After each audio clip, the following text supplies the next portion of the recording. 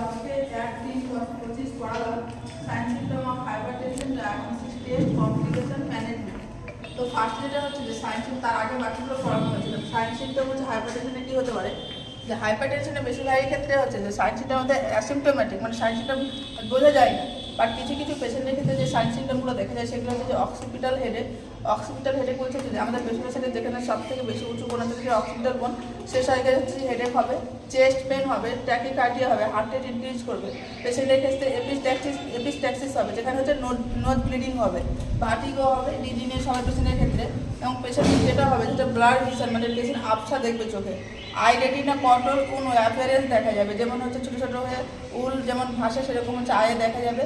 আর হচ্ছে আমাদের যেহেতু হাইপারটেনশনের ক্ষেত্রে টার্গেট অর্গানই হচ্ছে যে কিডনি, সেখানে পেশেন্টের ক্ষেত্রে হচ্ছে যে কি অলিগোইউরিয়াও দেখা যাবে। দেন হচ্ছে যে কি ডায়াগনোসিস টেস্ট, আমরা কী করে আমরা হচ্ছে ডায়াগনোসিস টেস্ট করবো। ফার্স্ট যেটা আমরা ম্যানুয়ালি কী করবো, আমরা যে বিপি মনিটর করবো, সেখানে বিপি বেশি পাবে, স্প্যাগনো ম্যানিপুলেটারের সাহায্যে আমরা কী করবো, বিপি চেক করবো। তারপরে আমরা ইনভেস্টিগেশন যেগুলো করবো সেটা যে ইকো, ইসিজি, তারপরে হচ্ছে যে liver function test, renal function test, এগুলো আমরা কী করবো, ডায়াগনোসিস টেস্ট ইউজ করবো। দেন হচ্ছে যে কমপ্লিকেশন অফ হাইপারটেনশন, কী অসুবিধা হতে পারে পেশেন্টের ক্ষেত্রে। ফার্স্টে বললেন যেমন হচ্ছে টার্গেট অর্গান হচ্ছে কিডনি, দেন সেকেন্ড হচ্ছে হার্টের ক্ষেত্রে কী প্রবলেম হতে পারে, যে করোনারি আর্টারি ডিজিজ হবে, তারপরে হার্ট ফেলিয়ার হবে পেশেন্টের ক্ষেত্রে, ভেন্ট্রিকুলার হাইপারট্রফি, যে ভেন্ট্রিকাস থাকে সেটা হচ্ছে যে কি ইনলার্জ হয়ে যাবে পেশেন্টের ক্ষেত্রে।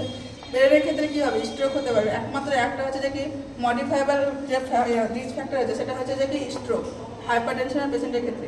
এর হচ্ছে কিডনি ড্যামেজ হবে, এপিস্ট্যাক্সিস বললাম, নোজ ব্লিডিং হবে পেশেন্টের ক্ষেত্রে, আই ড্যামেজ হবে, রেটিনোপ্যাথি হবে, সে সমস্ত ক্ষেত্রে কমপ্লিকেশন পেশেন্টে দেখা যাবে। এবং আমরা কীভাবে ম্যানেজমেন্ট করবো, ফার্স্ট যেটা হচ্ছে পেশেন্টকে আমরা কী করবো, রেস্ট দেবো, রেস্ট প্রোভাইড করবো।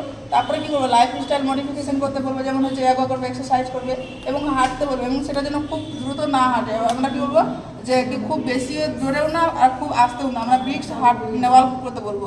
তারপরে ওয়েট রিডাকশন করতে, ওয়েট যদি বেশি থাকে হেলদি থাকে তাহলে কী বলবো, যে ওয়েট লস করতে বলবো। ড্রাগ আমরা কী বলবো, যে ABC এই সমস্ত গ্রুপের ড্রাগ আমি পরে পড়াবো, এই সমস্ত গ্রুপের ড্রাগ আমরা দেবো।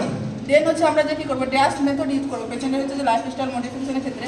সেটা হচ্ছে ডায়েটারি অ্যাপ্রোচ টু হচ্ছে স্টপ হাইপারটেনশন, আমরা ডায়েটারি অ্যাপ্রোচ করবো, কী কী খাবে সেটা দিয়ে আমরা কী করবো, পেশেন্টের হাইপারটেনশন স্টপ করার চেষ্টা করবো। তো ফার্স্টে যেটা বলবো, আমরা যে হাইপারটেনশনের ক্ষেত্রে সব থেকে ভাইটাল রোল প্লে করে সেটা হচ্ছে যে কি লবণ। তাহলে সোডিয়ামের কী করবো, আমরা রেস্ট্রিকশন ডায়েট দেবো। পেশেন্টকে কী করবো, ভেজিটেবল অ্যান্ড ফাইবারের পরিমাণ হচ্ছে ইনক্রিজ করতে বলবো, ক্যালোরি ইনটেকের হচ্ছে পরিমাণ লিমিটেড করতে বলবো। এই সমস্ত হচ্ছে পেশেন্টকে আমরা হেলথ অ্যাডভাইস দেবো।